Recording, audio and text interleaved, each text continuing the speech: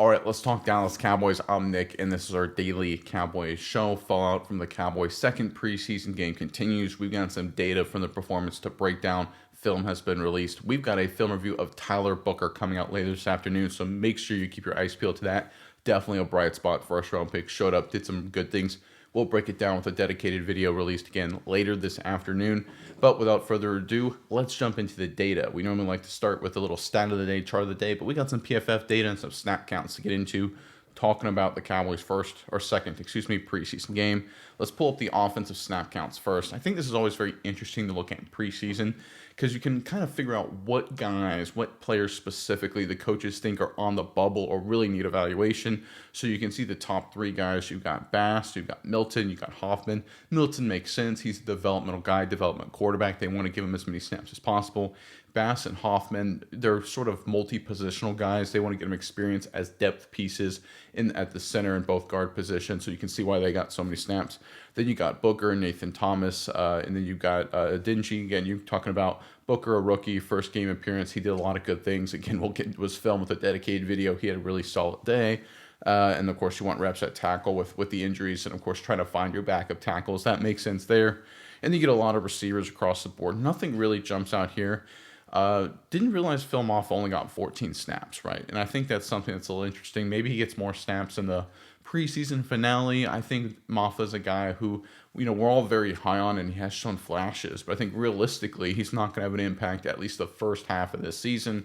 I think Deuce Vaughn getting as many snaps, 17 there. And I understand Blue was hurt. I think, to be totally honest, the Deuce Vaughn role that we're seeing in the preseason is actually J-Not Blue's role that would be there if Blue was healthy and playing. So I think what we're seeing from Deuce Vaughn in terms of the number of snaps and touches he's getting, that's strictly because Blue is hurt. That's my personal opinion. I think if Blue had been healthy, that Deuce Vaughn snap count would have been closer to 0, and we'd have seen a lot of Blue snaps. That's my opinion. But if you look at the screen here, there's no one on this list, save for maybe Tyler Booker, who's going to be a starter or really get significant snaps, right? Barring a disaster, right?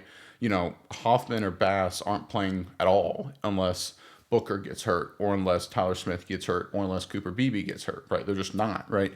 Mingo may get some snaps, but he's not going to be a starter, right? He'll be the number 4 receiver, at best case scenario, behind Lamb, Pickens, and Turpin. Right, you look at guys like Flournoy, Cropper, Kelly behind him, Holden, same thing. Princeton, Fance, and number 3 tight end. Stevens, best case, number 3 tight end. Right, so no one that you're seeing on this list here that played any sort of snaps is going to get any sort of real playing time unless there's a disaster for Dallas last season. So we can take solace in that, right? Now that the Baltimore Ravens didn't exactly play their starters either, but you obviously didn't get a real glimpse of what the Cowboys actually are going to look like. And it's important to talk about this because I was following what the Buffalo Bills Chicago Bears preseason game was going on last night, and it was very interesting. The Bears were essentially playing all of their starters, not just their quarterback, not just their offensive line sans one starter, the receivers too, their entire starting offense out there for 2 series, while the Buffalo Bills were playing exclusively second stringers and third teamers, right? They're their third string corner for Buffalo trying to cover DJ Moore for the Bears, right? And the Bears went up and down the field for a touchdown on one drive, punted on the second, right? So people are like, hey, Caleb Williams looks good. I'm like, yeah, you got DJ Moore on a third string nickel corner. What do you expect? The point is, preseason, you get some weird stuff. You get some weird matchups, some weird snap counts, some weird kind of alignment situations, personnel packages. So I think when you look at the snap count for the offense, it's very clear that anyone that's really important isn't playing at all or very, very little this preseason, except for guys like Tyler Booker, which makes sense, right? Rookie, want to get him some experience. Let's look at the grades here. Princeton Fant had a highly graded performance. Malik Davis, in limited snaps, graded pretty well as 2. Mingo had the big catch, that helps. Deuce Vaughn graded pretty highly. I thought that was kind of interesting there. Booker, solid day. You can see Cooper Beebe in the top 10 as well with limited snaps. Again, they wanted Beebe in there just to get some snaps with Tyler Booker, which makes sense. You want to get that timing, that working relationship between the rookie guard and the second-year center. So good job by the Cowboys getting 12 snaps of that in there. You also want some live game snaps. I think this is important between Milton, because he is your backup quarterback, at least right now, and your starting center in case Dak Prescott does get hurt. You want to get some, teamwork there, some camaraderie, some communication, all that figured out between the two men in case disaster strikes. But other than that, you can look at the grades here, and there's not a whole lot to be excited about. No one really jumped off when it came to the offensive side of the ball, except for Tyler Booker, who had a really solid day. It's one of those things where the PFF grade, when you look at that in the mid-60s, and you're like, yeah, it doesn't look that good. Take that with a big grain of salt, because PFF weights performance very heavily. So if you get beat, let's say it's in the first quarter and it's tied 0-0, and you get beat on a pass rush on the third down, they'll grade that really harshly if you play phenomenal the rest of the game and your team's trailing the entire time, right? They say, oh, in the pivotal moment of the game when it was close, you had a bad play. So if Tyler Booker had a bad first play of the game when it was 0-0, and then after they surrendered that safety and everything that happened after that, the PFF would have weighted that earlier bad play significantly more. It's one of those weird things that PFF does. It's interesting for their formula, but you can get some skewed results. That's why teams lose. They tend to, and kind of makes sense, but grade really poorly, whereas teams wins, their grades go up dramatically just because the way PFF calculates it. All right, let's get to defensive snaps. Here's where it gets interesting. Troy Pride Jr. played a lot of snaps. So did Mike Smith. Mukuamu got a lot of snaps as well, mainly at safety. But my boy Shamar James played a lot of football, played a lot of good football. Maybe do film review of him. He is a good find. Linebacking core, looking really good for the Dallas Cowboys. Andrew Booth played a lot of football. Again, what you're seeing is a theme here. It's the Dallas Cowboys basically having tryouts for the cornerback position. Pride, Booth right there getting a lot of reps. Houston had a really good day as an edge rusher. He may be maybe the odd man out, maybe not. But I tell you what, he's done some good things as a backup edge defender. Ernest Brown Jr., Justin Barron, Tyrus Sweet, Jay Toya, a lot of snaps there. Zion Childress, I thought was very interesting to me that they'd only give him 29. That's sort of a big vote of confidence, right? They're not making him play the entire game, trying to say, hey, let's see what he can do. They feel confident in what he's delivering. Looks like he's a good position to be a significant player for Dallas early in the regular season, again, while they're so banged up in the secondary. You can see Ezraku only getting 28 snaps. Again, they trust him. They know what they're getting. Mozzie Smith, only 28 snaps. They seem to at least not be too disappointed with Mozzie Smith's performance. I didn't think he did too terribly at first glance. We'll get to the PFF grades in a second. But you notice, again, on this list, I mean, there's no one here in the top 20 outside of Ezraku, who's going to be a backup, right? I mean, let's be totally honest. And maybe whoever becomes a starter at nose tackle, whether it's Perrion Winfrey, Mozzie Smith, or Jay Toya, there's no one on here who's going to get significant playing time. There just isn't, right? In terms of the top 10, definitely not. In the top 20, Ezraku's a backup. Childress will probably play a healthy amount. That's because of the injuries, right? If Diggs was healthy, you would have Elam, Diggs, Blaine would be your top three corners. So you're even looking at this, there's no one here that really jumps out at me that played a lot of football. I mean, you had Justin Barron with the 8th most snap counts, Ernest Brown the 4th with the 6th most snap counts, and they're not, I mean, they may not even make the team. They're practice squad guys. So again, there's some good context there when you look at Dallas's performance offensively, defensively, and you can say what you saw on the field wasn't really even close to their team. Now you say, well, the Ravens the same thing, and that's true. But again, it's just because the Ravens' third stringers are better than the Cowboys' third stringers doesn't mean that other teams' first stringers are better than the Cowboys' first stringers. It speaks to the bottom of your roster depth, but you almost never get to that point. Dallas last year being the exception at a couple of positions. Let's get to the PFF grades here. Here's where it gets interesting. Andrew Booth Jr., again, 91 overall PFF grade. Look, you get a pick six. PFF highly weights trade takeaways. Obviously makes sense. He got the pick six that turned the Cowboys trailing 5-0 into winning 6-5. So, again, that'll be a huge flip in the direction of your PFF grade, how they evaluate it. Troy Pride Jr. had a really good game there. Give him some credit. Sanborn didn't play a lot of snaps. Again, he's a sort of starting linebacker right now. He's going to play a lot of football, mainly because Overshown is hurt, if we're being honest. If Overshown was healthy, and this is where the injuries people kind of forget. If Overshown is healthy, I think the two starting linebackers would be Overshown and Murray, and then you'd sprinkle in a little bit of Leafau and a little bit of Sanborn for some depth, but obviously Overshown's hurt. Eberflus knows Sanborn. Sanborn gets a little dress rehearsal action and did very well, which you would expect for a guy coming in knowing the defense and playing in preseason. We can see Ernest Brown the 4th had a solid day. How about Keeman Hall? Really good tackler. I mean, the corner showed up, right? With good tackling, good playmaking ability generally across the board. Shamar James, my boy Shamar James, I tell you what, guys, he's getting better and better. This linebacking core, I mean, Eberflus was brought in to improve the linebacking core, was one of the main things because linebackers have been a weakness 2023 and 2024. He's significantly improved them, I think, across the board. A lot of it is scheme, a lot of it is coaching, a lot of it is talent, but across the board, this group, which has been a weakness the past 2 seasons, look, we'll have to see how it goes in the regular season. It's going to still be bumpy because, again, Overshown's hurt. It's a new defense, new scheme, a lot of young guys getting into the mix. But I think right now, if you look at this group, I feel better about it personally than I have at any point over the past couple of years. And you can make an argument this has a chance to be the best linebacking group when it's all said and done since the 2018 Dallas Cowboys. So again, I think we're trending in a good direction there. Nealand with some dress rehearsal snaps, graded out with a 70. That's pretty good. Damone Clark had a really good day productivity-wise, but only graded out a 68. Let's see here. Going down the list, nothing really jumps out. Mozzie Smith didn't make it in the top 22 grades. He actually graded out, I think, in the 40s, which was sort of interesting to me.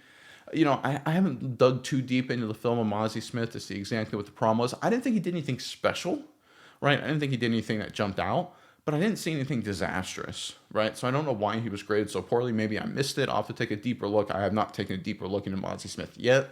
I've been focused on the rookies, Shamar James, and of course Booker. But I think when I look at Mozzie Smith's performance, the fact that PFF graded him out in the 40s, I think is very, very interesting. I would not have graded him out that low, but maybe there was a reason for it. All right, so you can see the grades there. Once again, you can see that, the guys that really need to show up to compete, look at the corners. They came out and did a good job, right? Look at the linebackers trying to compete, moving, trying to figure out the right combination there. Pretty good job. Zion Childress graded out with a 61. I thought he played fine. Again, the PFF grades can be a little skewed. I think there's a lot of good here on the defense, right? I understand it wasn't a great performance for them as a unit, but the reality is they're put in bad situations. And I think once you got past, the dress rehearsal guys, I mean, you got to remember by the third possession of the game, you had basically the entire third stringers were in, right? Nealand was gone, Sanborn was gone, Kyer Elam was gone. I mean, you had guys that were sort of guys that were going to be rotational guys for Dallas. I mean, by the fourth possession of the game, the Ezraku was gone, right? It was basically all third and fourth stringers at that point on. So you almost had to stop evaluating after the pick six, and certainly after that long touchdown drive. Then it was completely done. Okay, you got to stop. There's no one here that's going to be playing the rest of the game. So basically from the mid-second quarter on, they were playing absolutely no one that was going to be getting significant playing time for Dallas this season. So you kind of have to take that with everything that happened after that with a big grain of salt. But overall, I thought looking at the grades, it was a solid defensive performance for the secondary, which is good to see, right? I understand it's against the Ravens backups, but good performance. We'll take it. All right, moving on to some stories here. This is courtesy of Ed Ward, our longtime reporter. Cowboys head coach Brian Schottenheimer post-game last night. I just told the guys, hey, the bottom line is this. We're not going to say this is just a preseason game. We're not going to just say, oh, we're fine. We're going to look at it. Yeah, because it's really important. One thing that can happen with a team in the preseason when you're not playing anybody, right, which Dallas isn't. They're not, if you look at their offensive starters, they played they only played 1 of 11 potential. I guess 2 of 11. Cooper Beebe played a few snaps. So 9 of 11 offensive starters didn't play, okay? Now you flip over to defense and you could sit there and say, same thing, right? You look at maybe Elam is going to be a starter because of injuries. So what do you say? 9 of 11 if Childress also starts. So 9 of 11 defensive starters didn't play, right? So you look at this and say, okay, 18 of our 22 starters haven't played the preseason or didn't play last week, and even fewer played the previous week. So how do you get your starters, the guys that really matter? Because the guys we did see play a little bit, again, we're talking like 3 possessions, the Marshawn Nealons of the world, the Sanborns of the world, who I guess he may start, so we'll see how that all shakes out. But those are not your stars. Those are not your key players. They could be good role players, but they're not your stars. They're not the guys you're going to rely on. You're not going to win or lose based on those guys over the course of a long season. So how do you get the guys who aren't playing to get locked in and dialed in? I think what you try and do is you try and associate the guys who didn't play with a poor performance, right? You take a guy like Prescott, you take a guy like Smith and Tyler Smith, the left guard. You take a look at CeeDee Lamb, you take a look at Pickens, Ferguson on offense, right? You take a look at Oso Odigizua, Dante Fowler, right? You look at all of these guys and say, okay, I know you guys didn't play. Deron Bland in the secondary, Malik Hooker, right? Go down the list. Say, I know you guys didn't play, but you treat the entire team as if they played poorly, right? And even though they didn't play, you want them to associate with the poor performance so they treat it seriously and learn from the mistakes some of the young guys made, right? Now, they probably wouldn't have made those mistakes, but what you're trying to do is associate. You're trying to connect these veterans that aren't playing in the preseason to this poor performance that the young guys are doing, so that way they can be dialed in and get prepared for the regular season. It's tough to do. One of the things that's a risk when you don't play the veterans is they disassociate from the poor performance. You want to make sure that doesn't happen. You want to make sure they get that same kind of learning experience, that tough coaching, even though they didn't play, even though Malik Hooker didn't get beat, even though Tyler Smith didn't get beat, even though, Pickens didn't drop a football or whatever it may be, even though Dak Prescott didn't throw an interception. You want them to associate with that performance, which I think is what Schottenheimer's trying to do here, and I think it's the right approach, right? It's what coaches try to do in the preseason. We don't play your starters, we don't play your veterans. You say, hey, we want to get the third string guys screw up was the same thing as the first string guys screw up. Let's treat it exactly the same way. All right, this next report is courtesy of Pro Football Talk. And I thought this was interesting because this is a narrative going around right now across the media space. Here's a look at the Cowboys' current options to Will Grier, Joe Milton as a number 2 to Dak Prescott. None are ideal or even all that good. Talking about the backup quarterback, and that was the theme after the game. It's like, oh, the Cowboys' backup quarterback position, real problem, real question mark. And here's one thing I don't understand. If Dak Prescott gets hurt seriously, the season's over, right? I mean, what happened in 2022 was sort of ridiculous, and it spoke to how stacked that team was, that they went 4-1 without Prescott, right? But that was sort of an anomaly. Like they ended up playing a Washington team that was not very good, a Giants team that was feisty and tough, but they were not an elite team by any stretch of the imagination. They found a way to win. They beat a Rams team on the back of takeaways and special teams and Tony Pollard's long run and great defense, right? That year they kind of found a way to get it done, right? It was Cooper Rush did a good job managing the game, but that was a stacked team. Every other time a team loses their quarterback for significant periods of time, it's a disaster. Every other time. And Dallas this year with Dak Prescott will be no different. Tom Moore, the famous offensive coordinator and offensive mind in general in the National Football League, talked about when he was with the Indianapolis Colts and he was coordinating the offense when Peyton Manning was their starter, he would famously give Peyton Manning all the reps in practice every single day, right? Usually most teams, if there's 10 reps in practice, they'll give 7 to the starter and 3 to the backup, or 6 to the starter, 3 to the backup, and 1 to the third string, or something like that, just to get them ready, get a few reps. And he was asked one time, like, why don't you give the backups any reps, the backup quarterbacks any reps? And he says, listen, if 18 goes down, we're screwed. He said a more colorful word than screwed, but he said if 18 goes down, we're screwed, and we don't practice screwed. And I think that's an important thing to remember. Who cares about the backup quarterback position, guys? If they go down, if Dak Prescott goes down, the season is screwed anyway. Who cares what it's going to be, right? At that point, if Dak Prescott has a serious injury, look, let's ride the Joe Milton experience and see what you got in them at that point, right?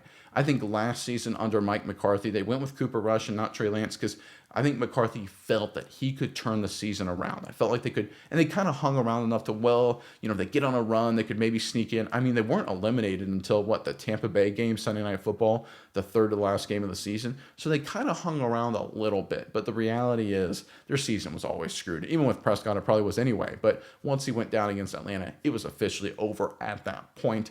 I think if that happens again this year, same thing, season over. And I think when you have a culture guy like Schottenheimer, they would roll with Milton and just ride the wave. I think we all understand that, as most teams do. Don't worry about the backup quarterback. It doesn't matter. If your starter goes down, you're screwed. It's literally a bottom of the barrel concern. All right, next report here. This is courtesy of Patrick Walker at Voice of the Start. Great follow on X. You should definitely follow him if you're on social media. A dream come true. Tyler Booker looks as if he could very well be as advertised or better based on his preseason debut for the Cowboys. Still working through the surrealism of it all as he made the Ravens feel his presence. Yeah, so I looked through his film, a first look last night, and I'm going to break it down with some X's and O's. Again, a dedicated video coming out later today. He looked good. He looked really good. Coming out of college, his strength was pass blocking. He was a solid run blocker. He was great in pass pro and was a solid run blocker. Showed up, looked exactly as advertised, right? Nothing disastrous, nothing concerning. Good, solid, all-around fundamental football player. I think he's a day one starter. I think he proved it, right? Like, I know it's preseason, but he looked like a day one starter. He was the best offensive lineman for the Dallas Cowboys in the snaps that he played, right? So again, looked the part, showed up, really good to see. I mean, it's one of those things you never really know with the first round pick or, any of these guys, how they're going to look, and he looked the part. And we'll get to this in the comment sections in a second, but one of the things that can happen in the preseason is we get all, tangled up about performances or things that really don't matter that much, like backup and third string quarterback battles. One of the things you want to do in the preseason is look at your early round draft picks, first rounders especially, but you can throw second rounders in the mix too, and say, okay, can these guys play? Are they ready? Did we screw this up? Right? And Tyler Booker so far, hey, good job. Ezraku so far, good job, right? So that's what we've gotten on the preseason up to this point, which I think is really, really important. Again, Booker, great showing in his NFL debut. All right, this final news here, I think this was pretty funny. So this is a random content creator, I think, for the Broncos, and he posted on social media, basically a lie. He made fake news, for lack of a better word. And then it made it on TV, made it on NFL Network. It was from Micah Parsons, and basically what this guy at Epic Normie posted said something to the effect of, my dream destination, Denver. I would love to play for the Broncos. They already got the best defense in the league, and they have a real chance at a Super Bowl. And this was something he basically made fake news with it, right? I don't know if he pulled it out of context. I don't know all the circumstances behind it, but he basically posted this during the preseason, that quote from Parsons, or it could be a fake quote. I'm not exactly sure how he came up with that. He said, whoa, look at what Micah Parsons just said. And it literally made it on the broadcast, right? This random, Broncos fan, right? I think is what it is. Content creator account or whatever it is. And I think one of the things that can be very important is that when we look for news and rumors and stories, go with reputable sources. I know in today's day and age, we're always trying to find, certain sources are wrong or they're lying. And look, you have to take everything with a grain of salt, regardless of who it comes from. But try and go with reputable sources. Try and go with at least corroborating evidence. Try and find multiple people that are at least trending in the right direction. That doesn't mean you believe DallasCowboys.com. That doesn't mean you believe ESPN. But don't rely, if you're going to reject those guys, which you can, that's fine, nothing wrong with that. They have their biases. Don't rely on random social media accounts either, especially me. Include me in that list, right? Look around and see what actually is going on. Try and corroborate and triangulate some evidence. Because otherwise, if you don't do that, you get what happened to NFL Network here, where they basically posted fake news for the whole world to see from a random, anonymous social media account. So don't be like NFL Network. All right, that's the news. A lot of interesting stuff. Let's get into the comments. A lot of great comments yesterday. This first one is from Karmic Patina, regular commenter. Thank you. The Patriots were onto something. No dogs on our team. You mentioned a few like Tyler Smith and a few others. None of those guys fit my description of a dog. Think Trent Williams, someone who has been a dog for more than a couple seasons.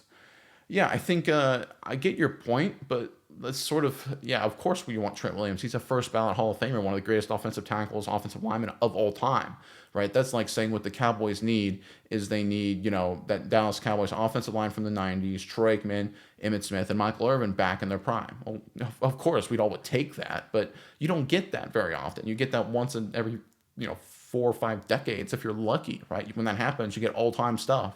So you can't be critical of the front office or Will McClay in this instance and say, well, he didn't give us a roster full of future Hall of Famers. He didn't find us a dog like Trent Williams, who's one of the greatest offensive linemen of all time. That's what he needs to do. He needs to prove he's worth it by finding one of the greatest offensive linemen of all time.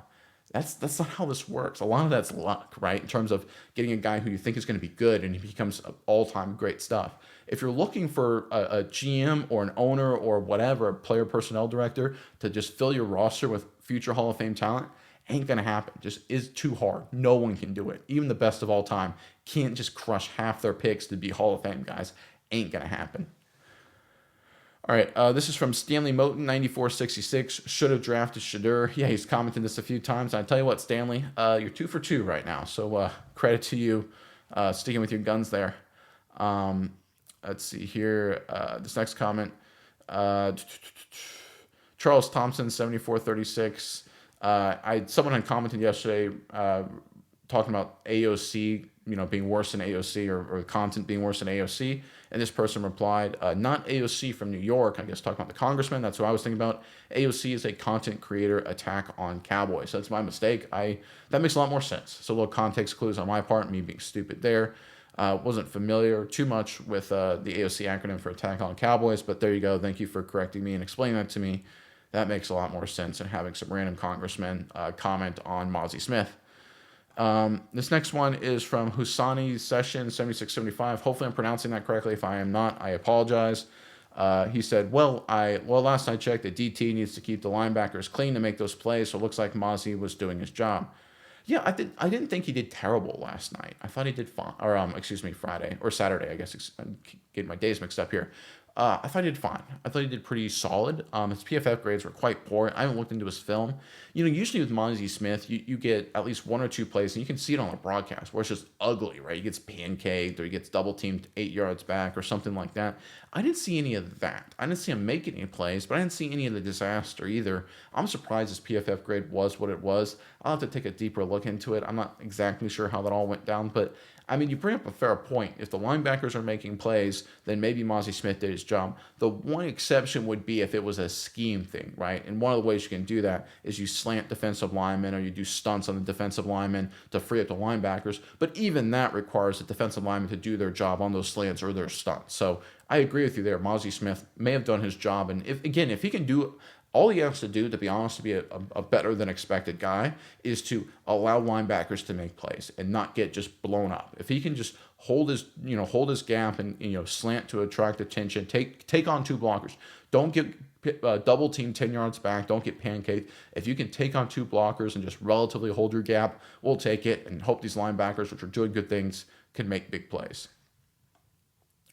All right, Finster 3386 commented the Cowboys, traded a 5th and 7th round pick for Milton. He was drafted in the 6th round. This is what the league thinks of him. People went nuts thinking the Cowboys were getting Cam Newton. He's been worse than I expected, and I didn't expect anything at least this year. He's a long way from being an NFL caliber backup. The thing is, I'm not sure Greer is much better. Greer has like 50 more passes in the NFL than Milton. Yeah, I mean, he has been disappointing. We're like, wow, we weren't expecting this because he didn't look like an NFL quarterback at times. Now, I will say this. He did had a couple, like that bomb to Mingo, and he had a seam route that was dropped, where it's like, whoa, kind of throws. Like, he did have a couple of those where, like, good Lord Almighty. Like, there's not very many people in the NFL that could make those kind of throws. He actually reminds me a little bit of Anthony Richardson for the Colts, where he just have a play, one every 10 plays, where it's just like, that's just oh my goodness, that's crazy. And then there's a lot of roller coaster ride in between. Again, Milton's a developmental guy, let him develop. But at this point, 2 preseason games, not a great performance. But when you look at the film, I think it's actually a little bit better than people think. I think one of the things that hurt him, and I talked about this yesterday, is that Baltimore Ravens, even though they were playing a lot of their backups and they were playing backups and third stringers, defensively, they were throwing a lot of funky blitzes. They were throwing all kinds of nickel slot blitzes. They were blitzing all over the place. They were making Milton and a patchwork offensive line in the preseason have to figure it out on the fly, and it created a lot of chaos, created a lot of issues for him up front. That's what we saw in the safety, for example, and a number of other plays. Milton didn't exactly play well. I'm not letting him off the hook, but I do think it was a tough situation and definitely a good learning experience for him. If he had been playing with the Cowboys starting offensive line in a situation where they knew how to pick up those complicated blitzes and stunts, I think his performance would have been better. I think it was a tough situation. His receivers didn't always help him out, but I think overall, not a great performance from Milton, but actually when you look at the film, a little bit better than you would think. I'm actually feel better about it now than I did right after the game, if I'm being totally honest. All right. Andre SR50 commented, good, we are doomed. It's not that we lose, we look bad. So this is a theme I've seen before. We look bad and we lose. I don't care if you look good and win or look bad and lose. Do you win or lose, right? So I don't care how good or bad you look. Who cares? Like I'm not a fan. I don't follow the Cowboys or follow the NFL and say, well, who looks the best out there, right? Do you win or lose? That's what matters. And I showed you the stat counts earlier in this film. It's clear the Cowboys weren't trying to win, right? Compare that to the Bears on Sunday where they played their starters for a couple reps against the Bills' third stringers. The Bears were clearly trying to win. So, again, disparate goals in the preseason there. But don't worry about how it looks. Let's worry about wins and losses, okay? Terrence Liebird, 8655, commented, it was a preseason game where second, third, and fourth stringers are playing. This is no indication whatsoever in the regular season unless starters get injured during the regular season. Very true. He also commented, you have some nerve crapping all over Joe Milton when looking at his college stats. He has very limited playing time as a starting college quarterback. This is the same crap Cowboys content creators did to Trey Lance. Y'all are trying to run players out of town online. Please type in Denzel Washington's rant on people like yourself. You ain't the professional evaluator of talent, or are you? Hashtag Mozzie Smith is... Mozzie Smith is all pro. Okay. Look, I heard about Denzel Washington's rant. I know he's a Cowboys fan. I haven't seen something, the most specific recent thing, so maybe I'll check that out. I don't think any of us online or running any player out of town. I think no one in the Cowboys organization or any NFL organization is saying, what is someone saying on a YouTube video or a podcast online? Oh my goodness, they said mean things about Milton. And I didn't say mean things about Milton. I'm rooting for Milton. Milton himself said he had a bad game, right? So again, let's, we all watched it. We all saw it. So we're not being, destroying him as a man, destroying him as a person. We're just saying, hey, listen, it looked like he didn't play so good. Everyone saw it. So we're not trying to run him out of town. We're not trying to destroy him personally. And even if we were trying, we don't have that level of authority. So I appreciate that you think people on YouTube do have that level of authority and power. Maybe we do. Maybe Jerry Jones is watching right now. In that case, let's get Micah Parsons under contract, huh?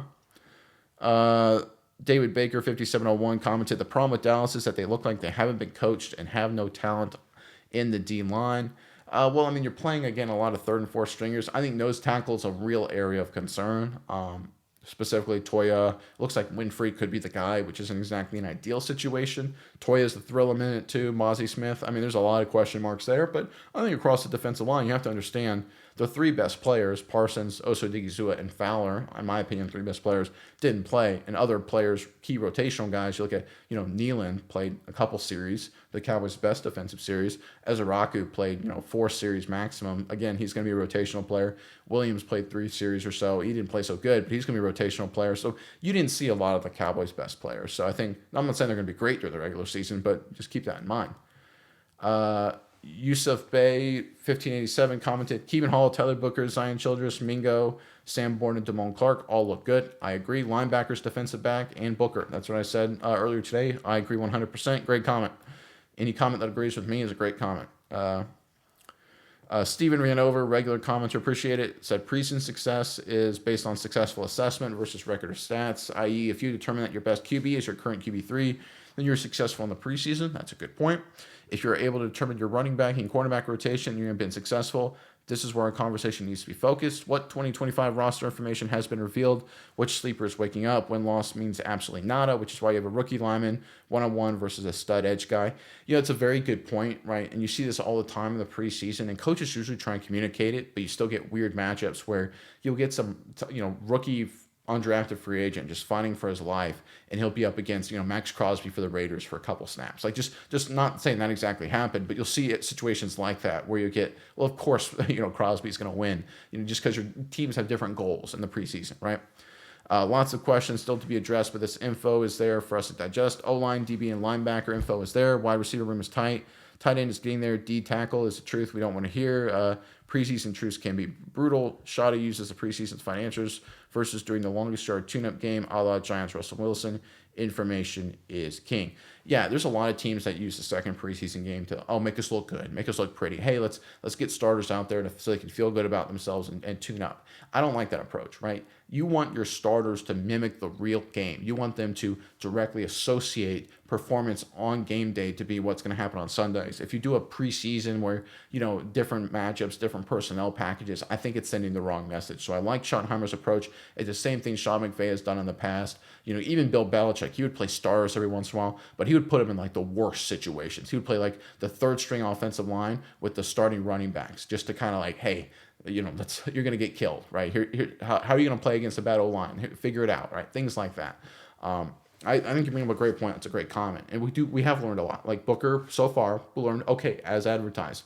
Okay, defensive end pass rush group, the second tier, the subgroup, looks pretty good. Cornerback starting to come into rotation a little bit. Wide receiver in terms of the guys behind Pickens and behind Pickens, Turpin, and Lamb. We're starting to see that come into focus. And look, we now know, as we all expected, defensive tackle is good. One technique specifically is going to be a disaster. It just is. Linebacking group, though, looks about pretty good, right? Which is what we had hoped for the Eberflus. So I agree, a lot of good information has been gleaned during the preseason.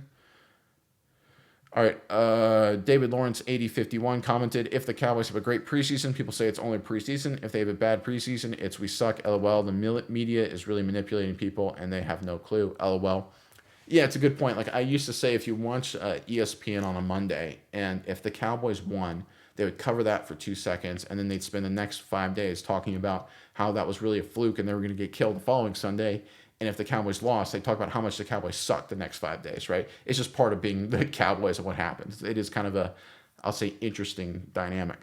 Glenn Art 101, regular commenter. Thank you, Glenn. The object of preseason is not to win games. The objective is to get second and third string guys out on the field and see how they do. You must get these guys reps, lots of reps. In game 4 and on, these guys have a good chance of being out there.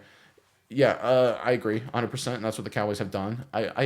I usually like to see more second string guys, to be totally honest. But to be fair, the Cowboys do have some injuries, right? You have, of course, your starting left tackle, a couple of corners out, one of your linebackers overshown out. So you have running backs, Jaden Blue out, right? So again, you do have some injuries you're trying to work through. So I understand that's in the back of your mind there and how you want to manage the roster. So I like to see a little bit more second stringers. But if you look at Dallas, basically by the 4th possession, it was all 3rd, 4th stringers, some 5th stringers the rest of the way. So again, you have to take a lot of it with a grain of salt in terms of performance.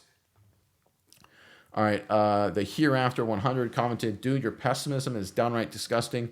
Great channel, but you don't know that September will be good or bad. Oh, I don't think that's pessimistic. I think it's realistic. They've got the injuries, right? They're down a bunch of corners, right? They're going to be maybe down their left tackle. You know, they open up at Philly, which is a really tough game. I just think it's a new era, new coaching staff. I think there's going to be some challenges. And I think Schottenheimer is almost building this team the way they're structured to finish strong, right? They want to be a more run-the-ball, play-action kind of team. That equates more to late-season success, right? And as they figure out their roster and personnel packages, I think September's going to be rough. I don't mean that to be just negative or pessimistic. It's just my opinion. I've been telling everyone all along my prediction for Dallas is 8, 9, 9, and 8, right? Maybe they sneak into the playoffs. I think they just miss out. But that's sort of what I'm feeling. I think that's probably realistic. Let's see here.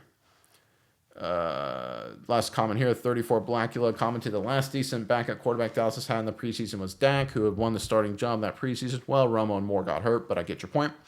I mean, Ben DiNucci, Garrett Gilbert, Cooper Rush, Trey Lance are all guys that pretty much stunk it up in preseason games. You can never evaluate the offense because of these guys' terrible and inconsistent play. Now you have Will Grier, Joe Milton at the mantle, making sure that tradition is upheld properly. You know, it is one of those things, depending on how you play the preseason. And Dallas, starting under McCarthy, certainly more under McCarthy, and now carried over under Schottenheimer, they're playing a lot of backups, and it's very, very vanilla. One of the things looking at the offensive film that I noticed, you know, Schottenheimer talked about, hey, we're going to use a lot of motion and shifts. They use, it looks like Mike McCarthy's offense in the preseason. Again, what I mean by that is very vanilla. It's very basic. It's very simple. So he's not even making it easy for their offense. Whereas you look at, for example, when I saw Ben Johnson's offense with the Chicago Bears and Caleb Williams, they were doing, it wasn't like highly advanced stuff, but it was sort of like, hey, this is what he would call in a game. This would be the formation grouping, call in a game, you know, this package, this attack, and this is what he would do, right? And again, it's different approaches, different strokes for different folks. I get it, but one of the things that makes it really hard to evaluate the quarterbacks and really the offense is because it's so vanilla. You're playing with a lot of non-NFL guys, right? It's a tough situation. So I think what we're seeing from the quarterback play is really the worst you can possibly do. Now, one of the things that can happen, though, is you get like Will Grier a few years ago is, hey, listen, man, get after it, you know, showcase everything, let it rip, and you can get crazy individual performances. But the reality is if you're looking for a good, you know, team, you know, on rhythm game, it ain't going to work when you're playing, again, a bunch of guys or just different personnel packages. I mean, they were swapping out, by the 4th possession, they were swapping out centers and guards all over the place, tackles flopping different sides. I mean, it was just, it was a patchwork group just to find different personnel groupings. And look, it looked like that on the field. So I understand why the criticism of Milton, and I was critical of Milton, critical of the Cowboys' preseason performance, but looking at the actual data and, you know, looking at what actually happened and looking into the film, I feel a little bit more better. I feel a little bit better about it. I'll say it like that. Again, I'm not like ringing endorsement or anything like that, but I feel better about it Monday morning than I did yesterday morning. All right, longer show today. Great data to talk about. I know PFF, people not a huge fan of PFF, but they have some good data. I think the snap counts are more telling than anything else, honestly, than some of the PFF grades. Tyler Booker film review coming out later. Like I said, more film reviews coming. Shamar James probably, because I tell you what, this guy's a stud. I think the Cowboys linebacking room, I think Eberflus and his group, they know how to coach linebackers, and it's showing up. Got to see it in the regular season, but a lot of great stuff there. Look, we're going to get ready for one more preseason game. Hopefully we see better things offensively. But, again, we're probably going to see a lot of 3rd and 4th stringers. So prepare yourselves. It could be a little bit more of the same here as we get ready for Week 1 against Philadelphia. Until next time, I'm Nick, and this is Saturday Morning Inspection.